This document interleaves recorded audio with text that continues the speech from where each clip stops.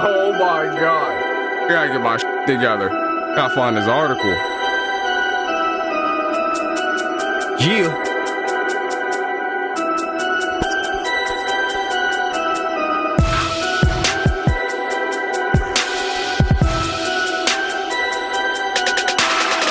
Gotta keep these people up to date. We love the family.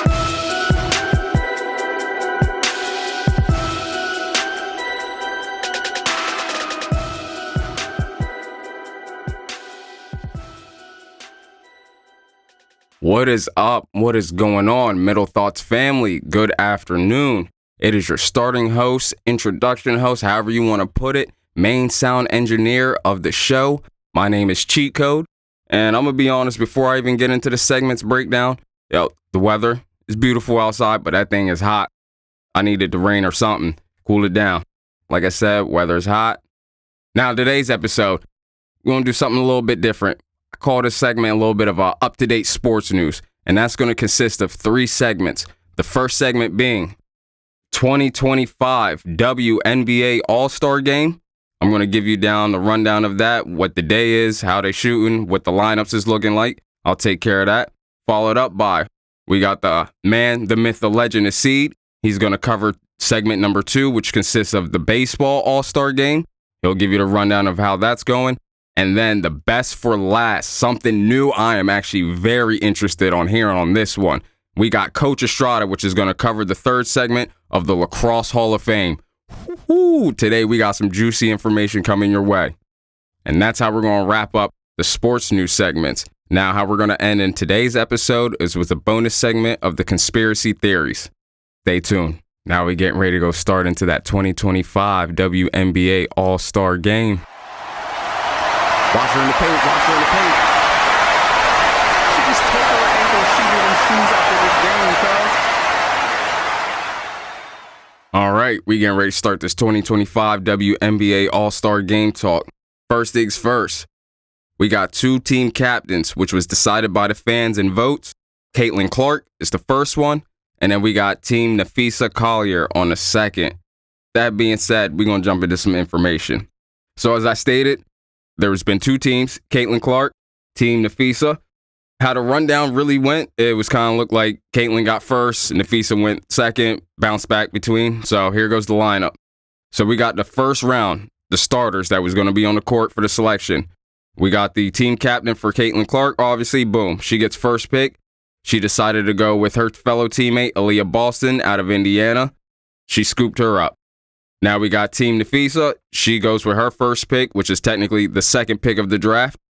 She picked up Breanna Stewart out of New York. Followed up by the 3rd pick, goes back to Caitlin Clark.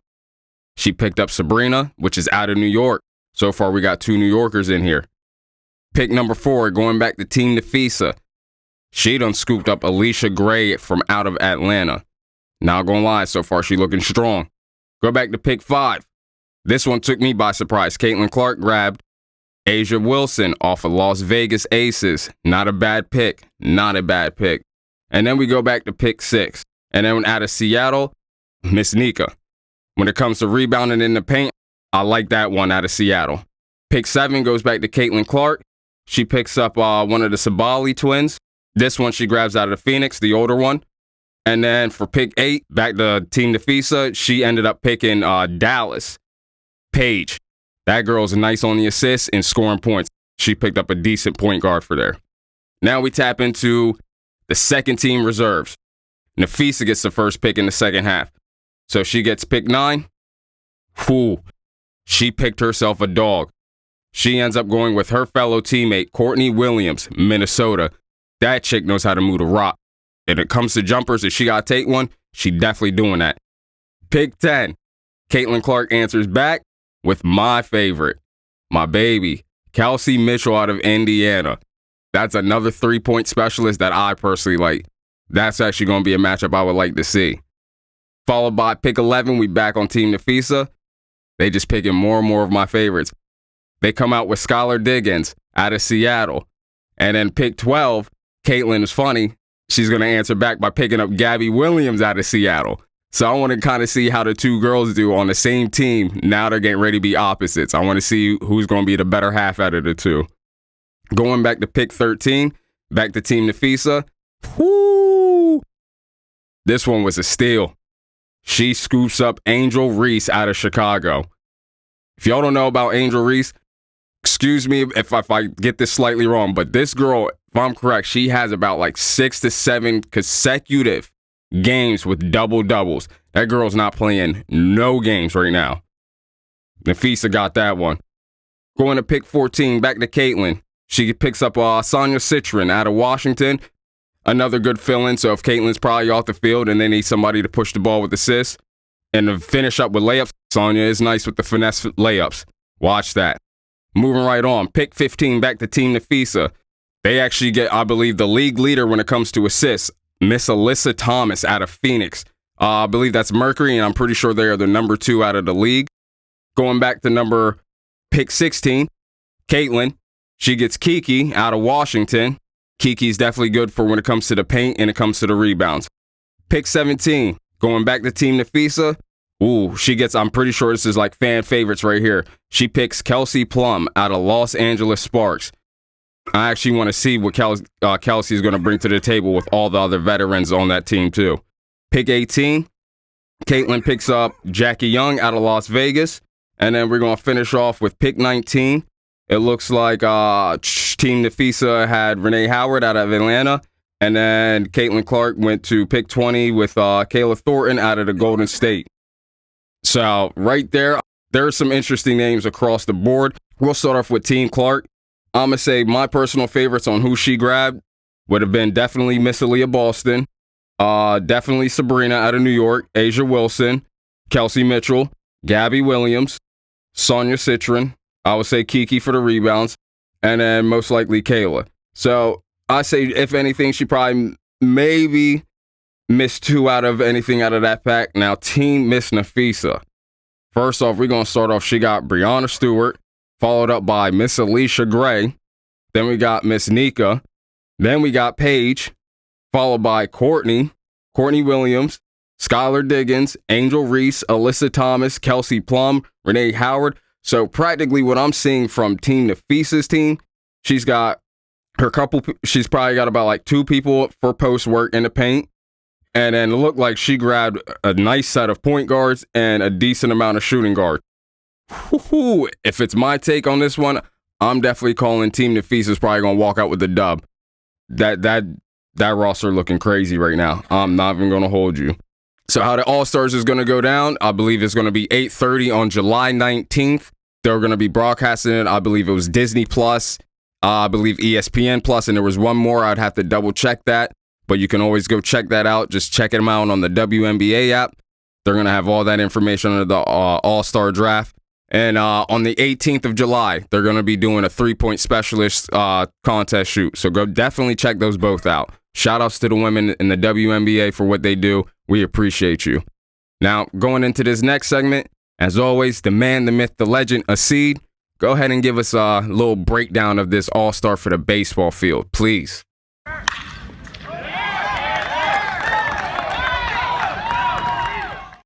All right, so I know everybody sat down on Monday and Tuesday and watched the home run derby and the All-Star game. So I'm going to get into it and touch base on my opinions, thoughts, and everything that happened. I told you guys that I liked Olsen and Cruz as potentially chances to win. Neither of them won. Honestly, neither of them even made it to the final round. I was a little bit upset by Olsen. I figured he'd produce a little bit better. Being in his home park, I know he's a power hitter. I mean, he did get going at the end. It just took him too long to really find that swing for real. Jazz Chisholm Jr., that was funny. 3 home runs in a home run derby is diabolical. I got to go back and look and see, what's the lowest of all time, because 3's pretty close to setting that record. Caminero, I give him all the credit in the world. I was not familiar with that swing, and I'm going to be completely honest about that because he showed me some things in the home run derby. Dude was swinging the bat. He definitely deserved to be in that championship. But Cal Riley, what the luck of the draw to win by a matter of inches in the first round, that changed everything. Because once he won by a matter of inches in the first round, he went on to win.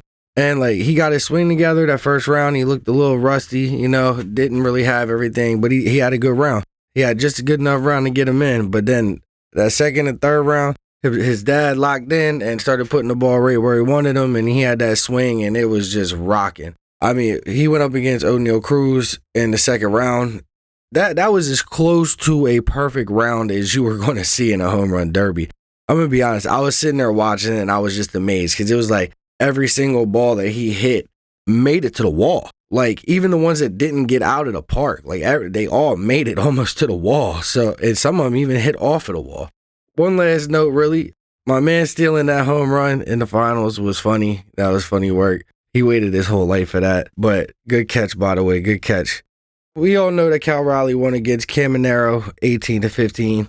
The favorite one, I missed this year's. I gave him my best shot for you guys. Honestly, O'Neal Cruz was... My man hit 2 500-feet home runs. The power is there. That's why I told you guys to take him.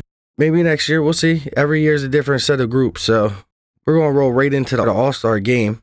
That was insane. I don't know how many of you guys really watched the whole game. The NL came out and immediately got right on the board. I mean, the double, putting up 2 runs, come on.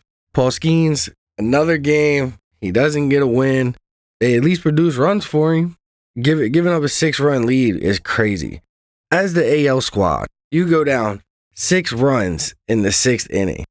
It's an All-Star game. You going home. Some of the people left. From what I understand, Ohtani and Judge were gone. They weren't even around for the swing off at the end. And neither was Cal Raleigh. Now, Cal Raleigh, I understand. That man played all weekend, so kudos to you for getting your break. But Judge and Ohtani, come on, bro. Y'all could have stayed to the end of the game and supported at least. Leaving early is crazy work. The AL did end up coming back. Rooker hit a 3-run home run. That's what got him going. And then after that, they just put some hits together, got back into the game. Then they went to a swing off. I didn't even know that was a rule. I'm going to be completely honest with you. I had no idea swing off was even a rule in the All-Star break. I liked it, though. That was cool. Now, I feel like a bunch of people jumped on the AL to come back when they hit that 3-run home run because they came out in the swing off and the AL took a 3-1 lead. Then here comes Kyle Schwarber. This man, 3 home runs on 3 pitches. Diabolical. All the credit goes out to that man. I'm not even a Phillies fan, but that is just excellent work.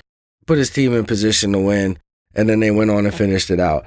Think about really how hard it is to hit 3 home runs in a row, especially when you come in and haven't seen a pitch and got to put your team back in position to win a game. Like, the pressure is on your shoulders. You haven't seen a pitch in a little while, and then you got to step up to the plate, and you drive 3 bombs. I'm pretty sure all 3 of those went over 400 feet.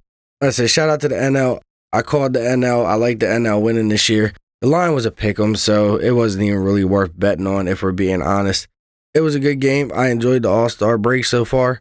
I'm ready to get back into baseball and get to the back end of this season because not only do we got the playoffs coming up towards October, we also got football coming back. I'm ready to get into all of this with you guys. It won't be too long till we're back on the Sportscast, so stay tuned. What up, what up, what up? Yo, Aseed, thank you so much for the MLB rundown of that All-Star breakdown. Thank you. And next we have it, the Lacrosse Hall of Fame. Coach Estrada, please. Oh, I've been waiting for this. Please come and entertain the crowd. Let us know what is going down in this Hall of Fame of lacrosse.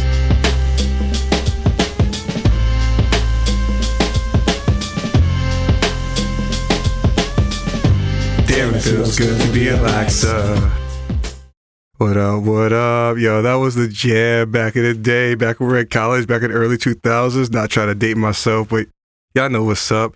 Back in the day, we used to rock the Lax Pretty Fridays outside the crib with my boys Zach West and Chris Lucci. Shout out to the homeboys. It is me, Coach Estrada, back on the seed, talking about some lacrosse, favorite game, fastest game on 2 feet. So let's get into it. So this past week was pretty dope. The PLL allows their Hall of Fame class for 2025 that features some pretty stellar players. A lot of y'all going to know some of these household names. It includes one of my favorite players of all time as well, so I was particularly excited to see this happen. With this draft class, it also introduced these first ballot Hall of Famers. So we're going to kind of get started with the list. So coming in first, it's going to be Kevin Lavelle. He's an attackman Professional player career, 124 games. He amounts to 371 points, with 287 goals and 82 assists. His accolades included 7-time MLL All-Star, 2-time All-Pro, 9-time All-State Professional Goal Scorer of the Year, U.S. Men's Lacrosse Team Captain in 2014, and also he's a pure scorer with explosiveness and part of 2014 silver medal team, consistently a top-tier performer in this team. Now listen, this sounds like a guy that deserves to be in the first round. Getting next into is actually a local guy. I'm pretty friends with him on Facebook and other social medias. I've gotten some tips from him over the years. Most likely going to be seeing my mans out in the OC Classic as well. It is the one, the only Joe Walters. So Joe Walters is a midfielder, very good player. Professional career, played 166 games, 565 points, amounting with 289 goals and 267 assists. My boy was putting the ball in the net. So with that, his accolades includes a 10-time All-American for the MLL. He was a 4-time All-Pro, back-to-back MLL champion. He retired at the top 10 of the game playing. As far as playing in points as well, my man was consistent. He was a clutch playmaker, known for his vision, left-handed precise, and one of the most reliable midfielder eras. And like I said, my man had the gift of the lefty. As a left-handed defender myself, I promise you it is a gift. Because listen, being able to take away half that field, boy, it ruins the whole offense. Getting into the one, the only, Paul Rabel, the founder, the creator. I know there's a lot of personal favorites of the game. Paul Rabel playing out of Johns Hopkins, was on the Boston Cannons, left there to start the PLL, and also is one of the biggest pioneers of lacrosse of the game right now, putting the game on the map. So shout out to Paul Rabel for continuously pushing the game and allowing these moments to happen. So with his playing career, he played in 158 games with 657 career points, 355 goals, and 252 assists. He's a co-founder of the PLL. He's a 4-time NCAA All-American, twice National Player of the Year as a midfielder. He was a 13-year pro with the MLL and PLL, 7-time MLL All-Star. He's a 2-time MLL MVP, 3-time MLL Offensive Player of the Year, 2-time MLL champion. He retired in 2021 as a midfielder and all-time lead scorer. This guy was transformative. He was a force of the ball both ways, both with and without. Along with him building the career that he has in the game, this is what surely makes this man a first ballot Hall of Famer for who influence extends beyond his stats on the field, but also goes into the community. I don't know if any of y'all been paying attention to some of the recent lacrosse games, but they just featured like one of the first ever lacrosse games that's ever been featured on like water. It was like literally like they were on like a boat and it was like moving water. It was crazy. I think they were playing sixes, but either way, bro, that's a whole lot of going on, man. I've played by the water, but on the water is crazy. And then we gonna hop into my favorite player, my man, also coming out of Johns Hopkins. His father was also a lacrosse player, came out of Morgan State. I'm talking about not only Kyle Harrison. One of my personal favorites out of Johns Hopkins. Great professional career. Still plays out in the Maryland, Delaware area. I usually see this guy around when I'm playing in my local leagues too. Look forward to seeing you play in the OC Classic. Hopefully you're still rocking those Thanos gloves. Those things are fire. But moving on from that, as his professional career, he played 144 games, 242 points with 150 goals and 82 assists. His accolades, wins include 16 years pro, 3-time All-American at Johns Hopkins from 2003 to 2005. He won the Tuatar Award in 2005. So for you guys who don't know what the Tuatar Award is, that is like the Heisman Trophy for college lacrosse. So he was the #1 lacrosse player in the world in 2005. He got the Erdies Award. He was a 9-time MLL and PLL All-Star. He was a 2-time national team silver medalist. As a midfielder, he was a powerhouse. He was a trendsetter in those shoes and gears. I mean, listen, he was out there making lacrosse look like basketball, hitting the little moves and stuff, crossing people up. Like, he was the person that I was showing, man. He's the Michael Jordan of lacrosse, man. It is what it is, but my man is nice. So he helped define the modern midfield era, but also helped promote a lot of black and brown individuals, him and his family, and they've been doing an amazing job with that. So with that, I'm excited for all these guys. Our first Battle of Legend status, we're coming with Rabel, Harris, and Walters are all first-year eligible after retiring in 2001, and they were an instant nod because of their impact on the field. These guys pioneer roles off the field with Rabel as the PLL co-founder, Harrison's gear influence with Team 18. Yeah, Kyle Harrison has Team 18. And now they have like the Clippers and like the Lakers. And I've actually sent quite a few players to play in those organizations that actually got them recruited to play at the next level. So even with that, like that's something that happened local. Walters is known for his leadership and his groundwork. With these guys, man, they're fantastic. They all played through it. I'm super excited that they got into the Hall of Fame. I'm happy to have watched a lot of these players in my lifetime, and I hope to continue watching lacrosse as it grows. And hey, you never know. You might see your boy one day in a Hall of Fame ballot situation. But that's going to be my stuff wrapping up for the lacrosse chat. I hope everybody enjoyed it. Stay tuned for the next part. Strata, peace. As promised, now we got the bonus segment, Conspiracy Theories. We've got the quantum AI, unlocking the new Seraphim Field hidden beneath the Planck scale. Seed and Coach Estrada, please fill us in on this type of knowledge.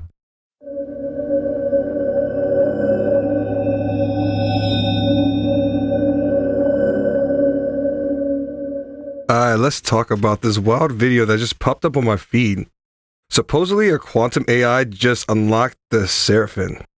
The Seraphim is a hidden field beneath like the Planck scale. The Planck scale is something that's like super small in physics, and apparently it happened about 3 minutes ago. So there's a CNN article that some are calling fake, some are calling real, that talked about like scientists discovering this. So Now, if you're wondering what that means, you're definitely not alone. I have no clue what that means either. This video has glowing portals, a nuclear-looking explosion over a city, and some dude in a suit talking like he's seen God on a blueprint. So, like, I don't even know what to think. yeah, so that's kind of wild. So I'll tell you kind of like what I know about the Seraphim Fields and things like that, as like even in some of the research I did. So if you're looking for like science or even like some biblical stuff, so like something like this is like mentioned in the Bible for those listeners who are like of different faiths. Like I think it's also like the Quran and stuff like that. So pretty much the Seraphim Fields are supposed to be the space, according to some religious texts, that where like the archangels and stuff like that exist. So that's like where like God's angels and stuff are. And the Planck scale is supposed to be like the lowest factory space that's like possible between like time and space. They're saying like beyond that, nothing exists. This AI system is pretty much saying is that they're able to reach beyond what the humans can think about. And they're saying that that area within it is where that space exists, where like the archangels and stuff like that exist. So what they're saying is that this could give us access to like dimensions or stuff like that. My question is, what are they trying to get out of all of this? Are they trying to unlock the human consciousness, or are they trying to use this as a way to tip the scales and be able to travel in different times and spaces and be able to see different things so they can verify what they believe or what they don't believe happened? From something I saw, it has to do something with like human consciousness and stuff. They're trying to say like this is where like the building blocks of life is or God is. But there's also like the speculation where like they're looking at this with data and they're seeing that time is not so relevant, and like how space and things work is introducing like a whole nother factor to time and space. What they're saying is that it kind of dabbles into the realm of if everything is a collective thought or if life is a simulation. Like we're getting towards those parts in life. Do you think that this is a cover-up, a warning, or just some TikTok hustle that's going viral to draw everybody's attention in and get them hooked on something that's actually not real? I mean, we had something last time that we talked about that was something similar to where like they're like, is this real? Is it not real? Whatever. It's hard to say. Like I know that we're working with like quantum physics and like microcomputers, and what they're saying is that these computer processes are able to see things that are a little bit different than what we have been able to regulate with the human mind. Or they're saying that the things that humans consider to be chaotic are things that are great to them, and then the things that are great to us are a little bit more chaotic. So they're actually able to rhyme and reason some stuff. While I think the video and stuff could be fake and stuff like that, I think that there is actual science behind this. I believe that lots of things that we see in movies and TV shows like Rick and Morty and like Star Trek and like those kind of spaceship stuff are not loosely based off of fake things. Like I think that there's a little bit of truth to some stuff, or like we're able to tap into different consciousness that are letting us know like what's coming up soon. I don't know. I think if we get access to that area, we might be able to talk about like time travel or like hitting different dimensions. I definitely agree, because one of the things I've always thought about with especially with like the Transformers movies is, where did the idea ever come from?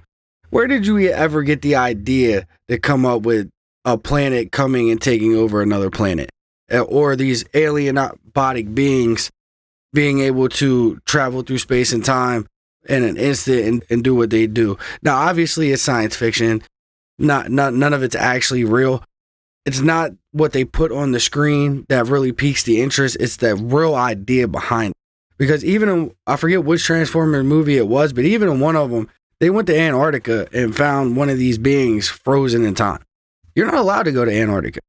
They won't tell you what's down there. They just tell you can't go there. And if you try to go there, you get arrested. So they're obviously hiding something that they don't want you to know. My question becomes, is this something that they've known for a long time and they've known how to do it and they're just now releasing it to the public because they're rolling it out and the only way that they're going to be able to do it without questions is to expose the people to it? Or are they doing it because it's just such a revelationized topic that people just need to be in the middle of it?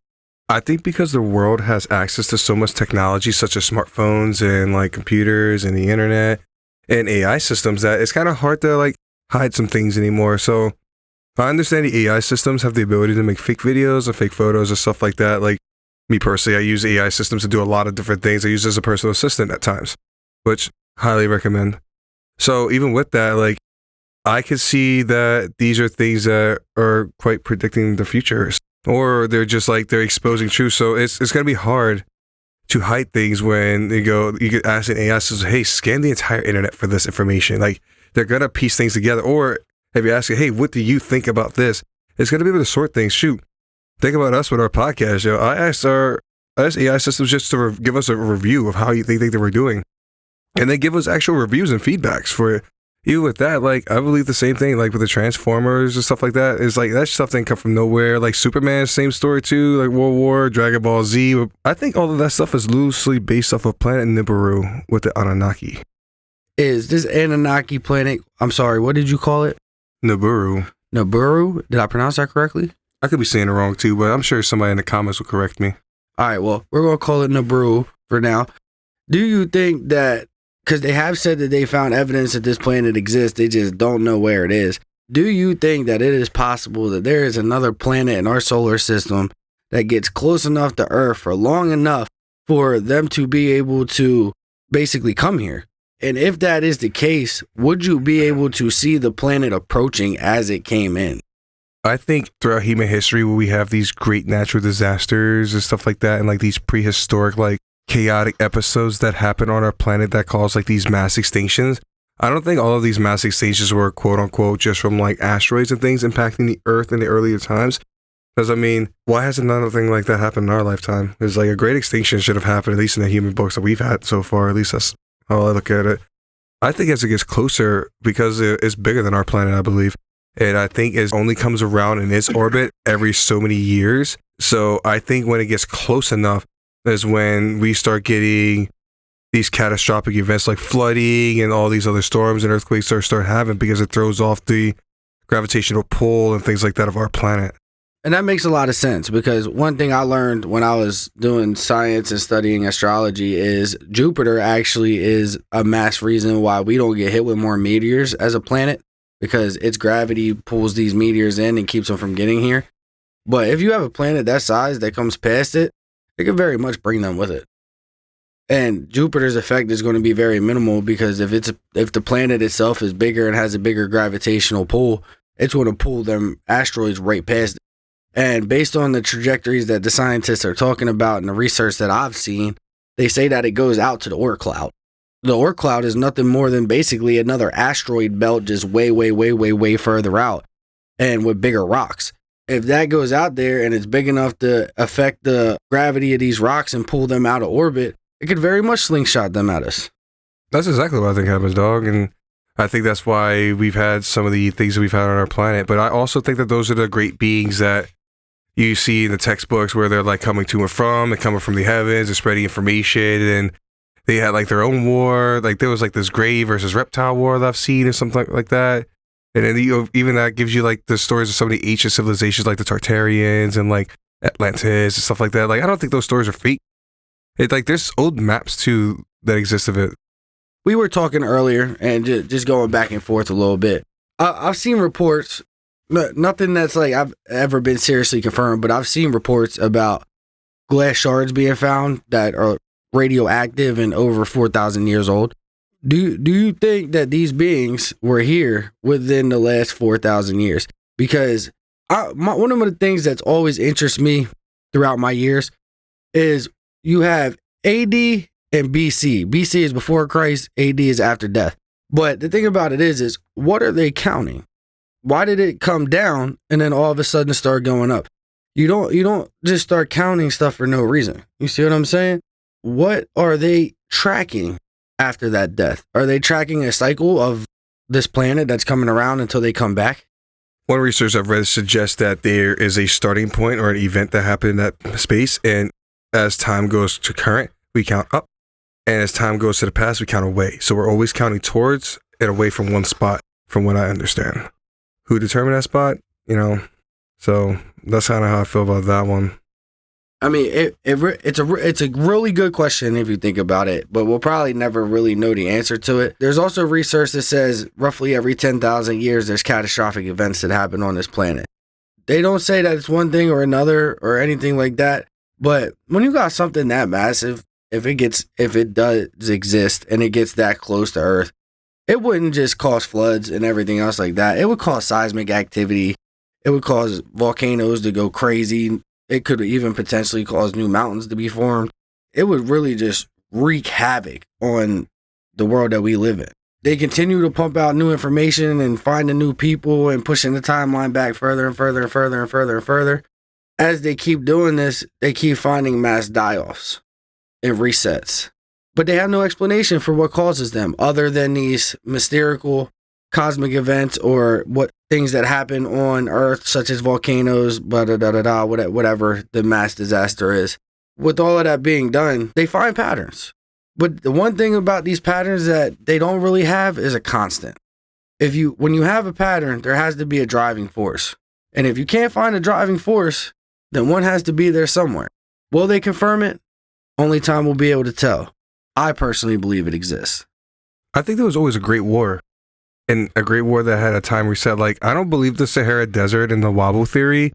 I'm choosing not to believe that. I think that there was a great war. Like, the Sahara Desert used to be a sea. Like, there was water and everything like that. Like, they used to have wells. Like, there was well bones there, but then they were also finding glass. And in order to have glass from there, you need to have something heated at a extreme temperature. Something that can happen from like an energy weapon or like a nuke or like something like that. Like, it had to change form. Like, I don't believe that stretch of land across that planet was from just a wobble things. I think that there was a massive war that changed everything there. Do you think that war could have been bad enough to plunge the Arctic into an ice age? Because based on the reports and things that I'm seeing, it looks like Antarctica was habitable and not that long ago. It was very habitable. Don't you think it's weird that we only know that penguins live down there? You mean only penguins can live down there? That'd be the only part of the planet where only one kind of animal lives there. Because what's the difference between the North Pole and the South Pole? Like, is it really that much colder down there than up north? Like, it should be the same. I mean, they don't let anybody go down there. They don't let anybody see anything. And every report that I've ever seen about anything that's ever happened is redacted and you can't read it. People can't talk about it. I seen in the news not too long ago, there was this kid. He was like 19. I forget exactly what he was doing, but he was doing something for charity.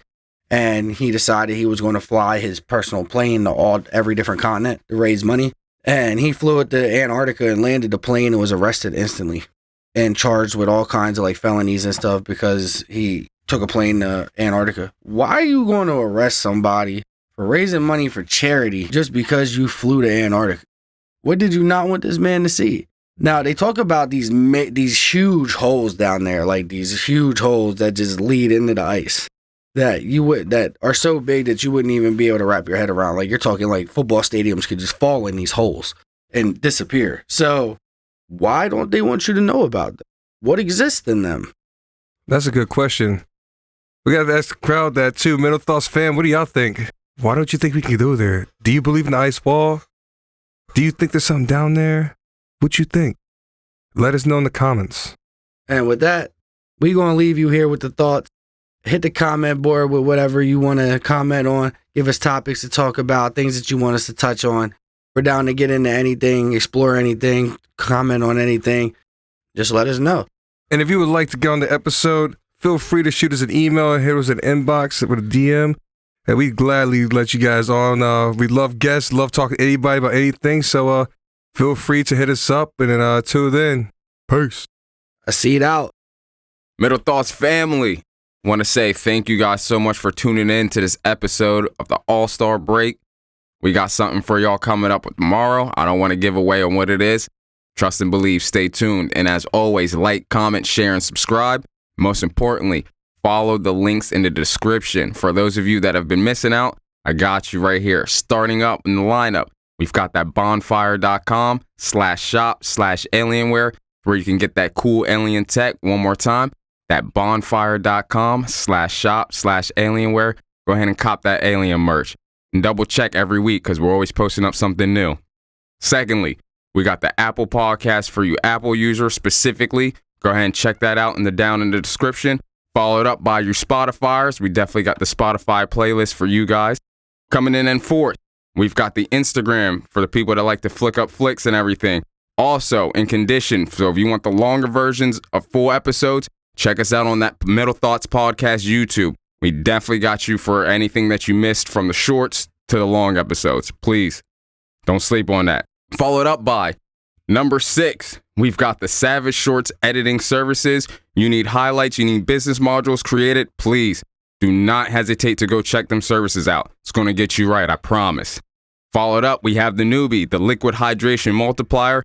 My athletes, please, I can't stress it enough. Please go check these guys out. Those electrolytes that you've been missing, they definitely got you, especially with coupons and deals. Hurry over. Number 8 on the board. You want to chill with Shawty? Make sure you do this early. And what I mean by early, I mean like 2 weeks before you're getting ready to invite her over. Hulu is giving away that 30 days for free on them. You just got to sign up with them and the access is all yours. Once again, take advantage. And last but not least, we've got the Sam Club. 50% off the club membership for you providers that like to have a full house of food. Definitely take advantage of that. Oh my goodness. Like I said, we're always looking for feedback. Let us know in the comments what we've been missing, what we should talk about, and what you got. Thank you guys so much. Stay tuned for next episode. Love y'all. Peace.